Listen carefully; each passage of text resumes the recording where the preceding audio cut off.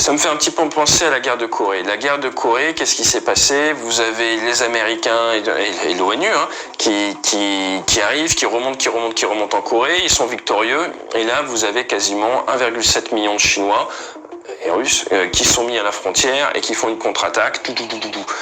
D'ailleurs, le fils de Mao est décédé lors de ces combats dans les années 50. Mais là où je veux en venir, c'est qu'à un moment, les Américains et le général MacArthur se retrouvent à dire en fait, il faut mettre en œuvre de l'arme nucléaire. MacArthur voulait mettre 7 bombes atomiques tactiques parce qu'il était juste face à trop d'adversaires. Je résume un tout petit peu, mais c'est ça l'idée. C'est-à-dire qu'en fait, quand vous êtes une armée occidentale, il y a un moment, comme si vous faites face à trop d'adversaires, votre doctrine vous ramène vers du feu nucléaire tactique. L'ASMP, par exemple, mis en œuvre sur Rafale, anciennement sur 2000N, c'est de l'arme nucléaire tactique. Et quand vous arrivez avec autant d'hommes, vous savez que l'Occident, nous n'avons pas les ressources pour faire une bataille face à 120 000 hommes, il ne faut pas se mentir. À partir de là, on est forcément dans du nucléaire, ce que personne ne veut, donc on est dans la négociation. On va négocier. Donc c'est pour ça que je pense qu'il y a telle montée en puissance, c'est juste, là je veux une négociation, je veux en sortir vainqueur. Derrière, ce sera forcément une négociation sûrement secrète pour que chacun sauve la face. Ça, c'est mon scénario le plus probable, avec des négociations sur certains domaines qui permettront à chacun d'être content. Je vous rappelle quand même que lors de la crise des missiles de Cuba, les Russes, les Soviétiques avaient retiré leurs missiles nucléaires de Cuba, mais les Américains avaient fait pareil en Turquie. Voilà, donc il y a toujours des négociations possibles et ça va toujours dans les deux sens. Deuxième scénario qui, si ça doit aller vers une escalade armée, je pense c'est le plus probable. C'est un conflit de basse intensité militaire et médiatique. C'est un petit peu ce qui se passe à l'heure actuelle. Qu'est-ce que je veux dire par là? Vous auriez des incursions de forces spéciales appuyées dans la troisième dimension par des drones qui permettraient, dans la région du Donbass principalement, de faire bouger les lignes, peut-être même de protéger les russophones. La logique serait, les russophones sont attaqués, il y a un début de génocide, nous envoyons des troupes ou du personnel s'interposer et ça leur permettrait de rajouter de l'effort militaire sans vraiment risquer une contre-attaque de l'autre côté.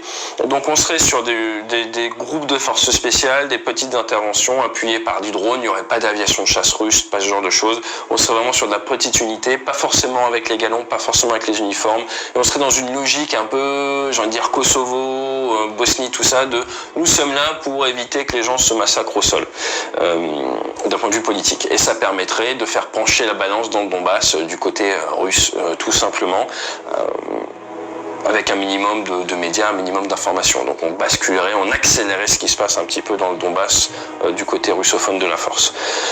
Avec comme excuse, comme je vous le disais, cette notion de génocide.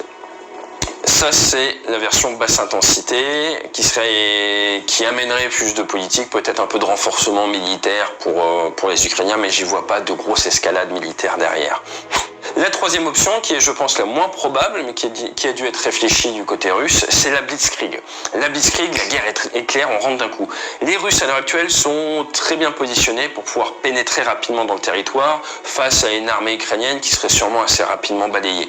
Ça commencerait par de la cyberattaque, ensuite derrière vous auriez sûrement des frappes avec des missiles de croisière, mise en œuvre par l'aviation ou pas, de l'attaque contre de la SEAD, Suppression of Enemy Air Defense, de l'attaque de leur site solaire, et ensuite derrière vous auriez un gros rouleau compresseur avec avec du char qui rentrerait, et l'objectif ça serait quoi? Ils auraient à peu près 36 heures, un maximum 72 heures pour prendre du territoire. Je pense qu'il faudrait même qu'ils y arrivent en moins de 48 heures. L'idée ça serait quoi? Rentrer très rapidement, créer une nouvelle ligne de front, s'arrêter à la ligne de front sans que l'OTAN, sans que l'Occident ait eu le temps de réagir et dire maintenant on négocie. Et on va tous se retrouver à Genève dans un 4 étoiles, 5 étoiles et on va discuter. Donc ça serait arriver par la force, surprendre tout le monde, rentrer, redéfinir la carte et dire maintenant on négocie, attendez on va pas se faire la guerre d'un point de vue nucléaire ou qu'il y ait beaucoup plus de morts, arrêtons là. Et donc ça leur permettrait, petite version, de reprendre le Donbass, d'arriver, de déplacer la ligne de front, de dire maintenant le Donbass c'est chez nous. S'ils sont beaucoup plus offensifs, mais je n'y crois pas, d'aller jusqu'à Odessa pour sécuriser tout l'accès à la mer. Donc une Blitzkrieg probable, ça serait une grosse arrivée, ils récupèrent le Donbass, ils font une ligne de front, et ils disent on vient de redéfinir la carte, allons signer tout ça à Genève, on en discute, et là on aurait peu le temps de réagir, les Occidentaux, et on dirait ok, pas ok. Et c'est là où il y aurait deux options derrière, très intéressantes. Une option où les Occidentaux, on va à Genève, on signe, et voilà, hein, un petit peu comme la Crimée.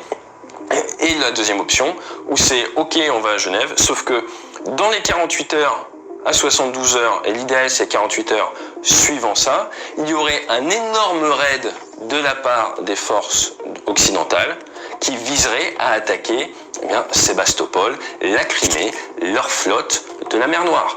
Et l'Occident aurait les moyens de contre-attaquer, non pas d'un point de vue terrestre, mais d'un point de vue maritime, et de couler la flotte de la mer Noire, faire un gros raid, où vous envoyez de partout tout ce qui traîne.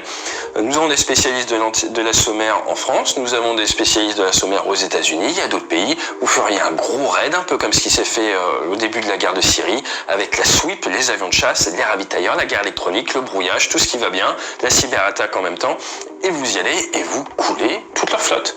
Un petit peu comme les Anglais, lors du début de la guerre des Malouines, ont coulé le général Belgrado. Personne n'a vu venir. Les Argentins étaient là avec leur bateau avec plus de 1000 personnes à bord. Un sous-marin nucléaire d'attaque anglais leur a coulé le bateau. Et vous auriez également la possibilité de couler leur flotte avec des sous-marins si on arrive à les faire rentrer.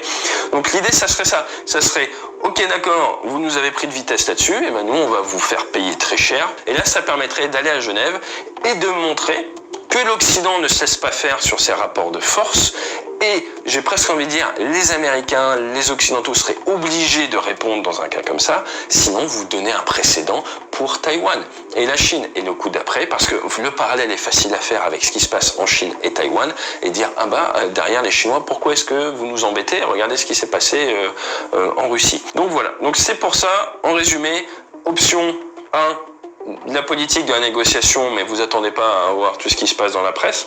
En numéro 2, une augmentation du conflit de basse intensité, bas niveau médiatique, avec principalement un rapport de force dans le Donbass qui du coup passe du côté russe de la force. Troisième cas, une blitzkrieg. Un matin on se réveille, on voit qu'il y a l'invasion qui a été lancée. L'OTAN, l'Occident n'a pas le temps de réagir. Ça rentre, ils ont repris le Donbass. Ils disent maintenant le Donbass c'est chez nous, on les protège. On est là pour les protéger des méchants ukrainiens. On négocie, on signe un accord, fin de l'affaire. Et là pareil, ça renégocie un peu des deux côtés. Et la dernière formule plus offensive vers Odessa. Ce qui sera très intéressant à guetter dans ces cas-là, dans ces cas de blitzkrieg, c'est la réponse occidentale. Si nous ne faisons rien, nous laissons un précédent et derrière ça nous reviendra dans les dents du côté asiatique. Donc voilà, c'était ma petite analyse sur cette situation. J'espère que ça vous a été profitable. Encore une fois, j'ai pas la science infuse, j'ai pas de boule de cristal. C'est en analysant l'histoire, en analysant les autres batailles. Ouais, je vous ai parlé un petit peu de la guerre de Corée, tout ça. Et d'ailleurs, la question du jour aujourd'hui va avoir un rapport direct avec l'OTAN. Alors, j'ai pas envie de vous faire un jeu de mots, mais ONU, OTAN, Occident, c'est des termes assez proches. Mettez-moi dans les commentaires les batailles, les guerres que l'ONU